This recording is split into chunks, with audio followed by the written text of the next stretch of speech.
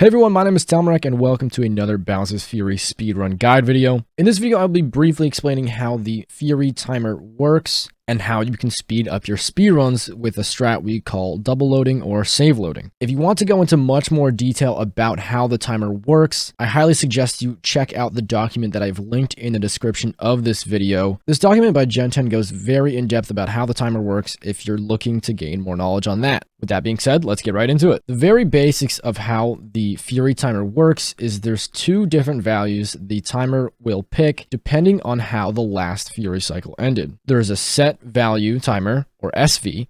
There's an absolute value timer, an AV. If the previous cycle ended in a fight, then the Fury timer will pick the set value timer, which differs depending on which cycle you're on. However, if the previous cycle was ended by a non-fight ending, then the timer will use this absolute value timer, which depends on the number of shines the player has. Different non-fight cycle endings include picking up a shine during a Fury cycle, living through a Fury cycle, dying during the Fury cycle, or entering and exiting the game with the save loads or the double loads. So even though we have to watch the Bowser Jr. cutscene twice after finishing a fight, this does significantly speed up the entirety of the Bowser's Fury speedrun. That's why at the end of every single cycle, except for cycle 4, we use the save load or the double load technique. And I will show a demonstration of a timer after cycle 1 that uses the save load and one that does not use the save load, so you can see the significant difference that this has. So throughout my advanced route guide, I will constantly remind you to do your double loads at the end of every cycle. Now again, this was a very brief explanation of how the timer works. And I just wanted to touch on this strat very quickly